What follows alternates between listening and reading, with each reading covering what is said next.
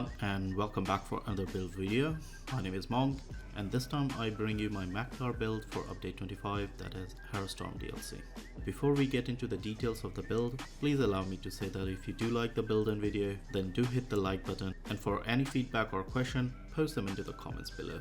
Also, if you're new to my channel, please make sure to subscribe and click on the bell icon for future content. I'm new to YouTube community and your support will really help me a lot.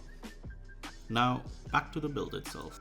I've been playing around with various combination of gears and skills for past few weeks on Magplar, and after a lot of testing and playing the builds in open world, no CP PvP as well as battlegrounds, I can confidently say that this is one of the strongest Magplar setup I have played to the day.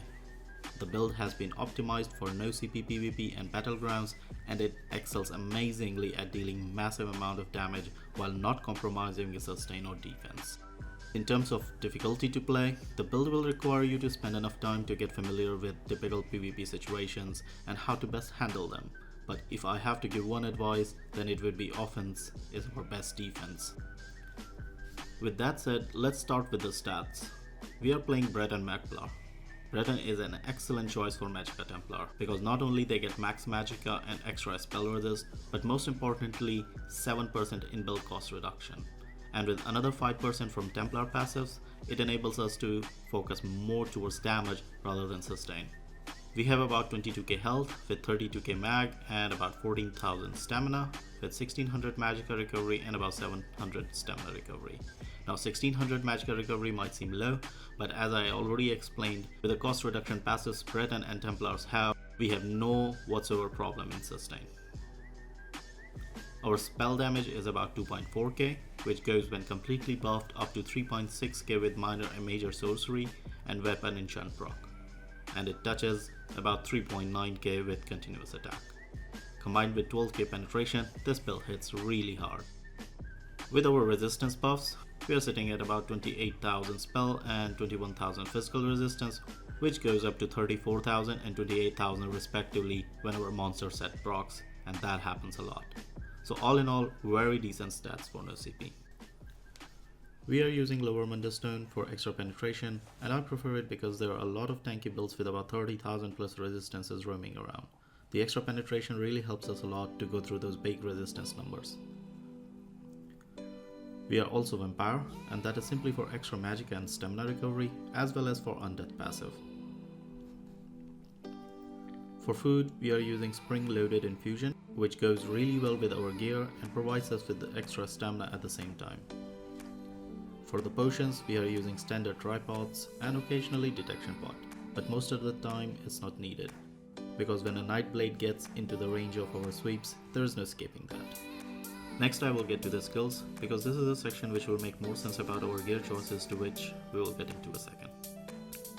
On the main bar, we are using Structured Entropy for our major sorcery as well as a decent dot, and it also increases our max Magicka by another 2%. In addition to these, it also gives us Empower, which enables a 40% damage boost to our next light attack in 4 seconds. Combined with 2 hunt passives, this light attack in itself becomes a big part of our burst.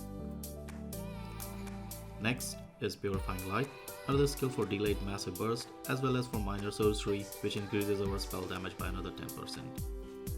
Toppling Charge or Gap Closer as well as Stun, and it also gives us minor protection, which reduces incoming damage by 6%. Puncturing Sweeps as our main spammable and also a constant source of minor protection, as well as a big chance to proc Burning Light, which in itself hits really hard. Then we have Radiant Glory for the execute.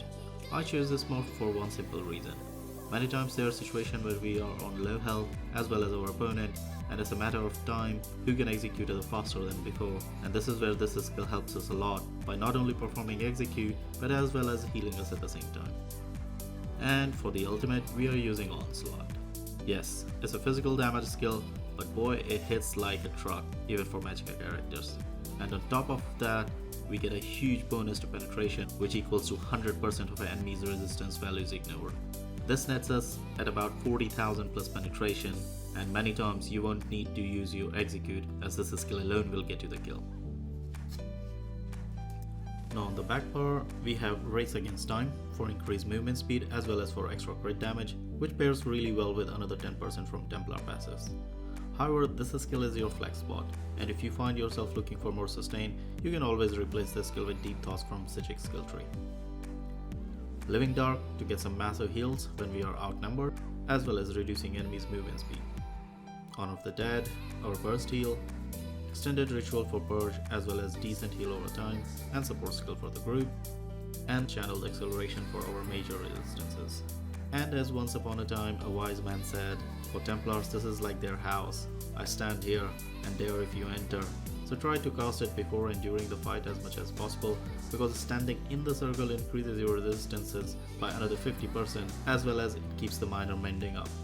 And for the ultimate we are using Temporal Guard, which gives us 8% damage reduction when we switch to our buff or heal bar, or just when we have to be defensive in certain situations.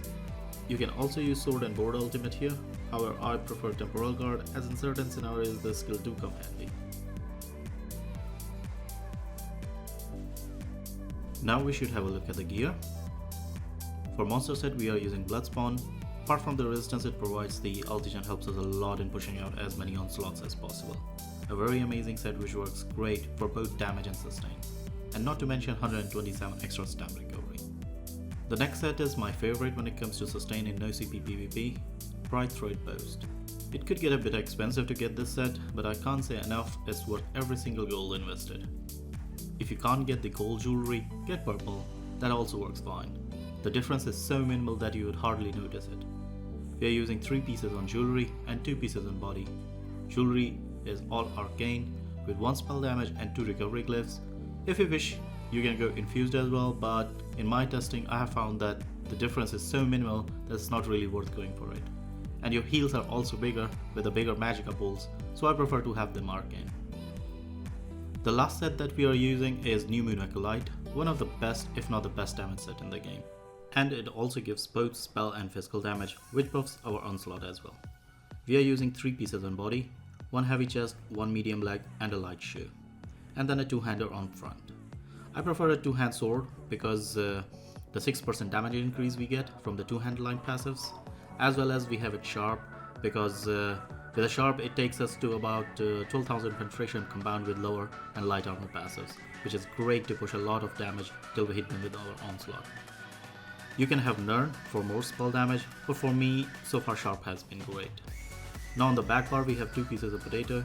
The set not only gives us 5% damage reduction but also removes the penalty of having 5% cost increase from New Moon Acolyte. And having Sword and Board on the back bar, it also helps in mitigating a lot of damage when needed. The other great set to use if you don't have New Moon Acolyte or just for any reasons don't like it, that would be Spinner. Massive boost to penetration and extra stats in terms of max magicka and some spell damage. And if you do use this set, simply replace the New Moon Acolyte pieces with Spinner and use a heavy Bloodspawn head with medium shoulder. I have used this setup as well and it performs similar to the first setup. Another option that you can use instead of Bright Thread Boast is Lich.